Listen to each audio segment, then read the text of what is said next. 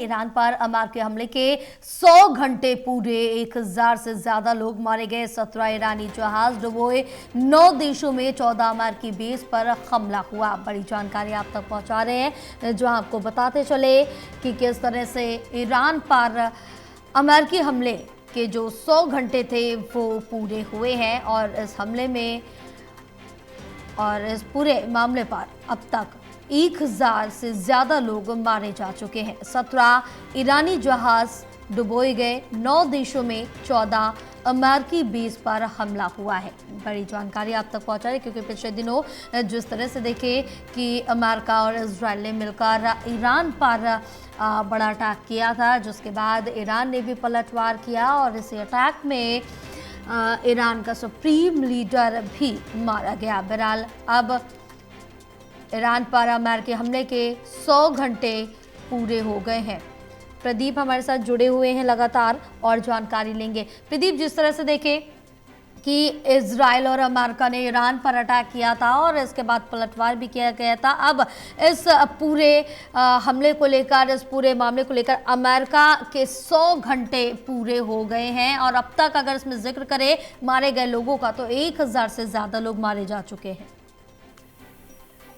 देखिए, बिल्कुल। और जैसे जैसे युद्ध आगे बढ़ रहा है, इसमें तबाही की तस्वीरें बीच में सामने आ रही हैं, तो एक बड़ा घटनाक्रम जब यहाँ पर हम देख रहे हैं कि जिस तरीके से ये जंग है वो आगे बढ़ रही है और लगातार मिसाइल अटैक चल रही हैं, लगातार इजराइल और अमेरिका की ओर से जो तेहरान को टारगेट किया गया है, बुशरा शहर को टारगेट किया गया है, तो ये एक बड़ा घटनाक्रम है। और इस बीच यहाँ पर हम देख रहे हैं कि जो पलटवार है ईरान का, वो भी यहाँ पर बैलिस्टिक मिसाइल जो उसका जखीरा है या फिर ड्रोन का अटैक है, उसने किए हैं, टारगेट हिट करने की कोशिश की गई है। लेकिन आज जैसे जैसे युद्ध आगे बढ़ रहा है, अमेरिका और वो इजराइल का जो ज्वाइंट ऑपरेशन है वो तेज होता हुआ नजर आ रहा है। राष्ट्रपति ट्रंप ने कहा है कि उनकी सेना मजबूत है, उनकी मिलिट्री सर्वश्रेष्ठ है, सबसे ताकतवर है और वो जो भी ऑपरेशन है उसको अंजाम तक पहुंचाएंगे। निर्णायक मोड़ पर ईरान और इजराइल अमेरिका की ये लड़ाई, ये दावे किए जा रही हैं। लेकिन जिस तरीके से पलटवार किया गया ईरान की ओर से, उसने सबको चौंकाया है और अपना एक पलटवार में जो ताकत दिखाई है ईरान ने, वो भी पूरी दुनिया को हैरान करती नजर आई है। क्योंकि खोमनी के खात्मे के बाद जिस तरीके से ये कहा जा रहा था कि एक तरफा ये संघर्ष हो जाएगा, लेकिन जो ईरान की सेना है उसने शक्तिशाली पलटवार किया है और इसके चलते काफी नुकसान उठाना पड़ा है, खासतौर से मिडिल ईस्ट के देशों में जो अमेरिकी ठिकाने। लेकिन अब उनकी भरपाई करते हुए, नए शहरों को टारगेट करते हुए अमेरिकी बल और इजरायली सेना नजर आ रही है।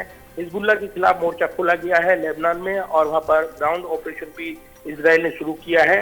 वक्त लग सकता है, लेकिन ये लड़ाई एक अंजाम तक पहुंचेगी, दावे की जा रही हैं। तो इस पूरे घटनाक्रम में लगातार ये चिंता है कि ये अगर युद्ध आगे बढ़ता है मिडिल ईस्ट से या अन्य देशों की ओर रुख करता है और अन्य देशों की एंट्री होती है, जैसे यहाँ पर सऊदी अरब की ओर से भी ये कहा गया, यूएई की ओर से कहा गया कि अगर उनके ठिकाने को टारगेट किया गया तो पलटवार कर सकते हैं। तो ये कहीं ना कहीं एक बड़ा युद्ध क्षेत्र बनकर उभर सकता है, जिसको लेकर वैश्विक चिंताओं का एक नया दौर भी देखने को मिल सकता है। बिल्कुल, लेकिन अब देखना होगा कि जो ये पूरा घटनाक्रम है और कितना लंबा चलने वाला है, ये तो आने वाला वक्त ही बताएगा। बहरहाल तमाम जानकारी साझा करने के लिए बहुत शुक्रिया आपका।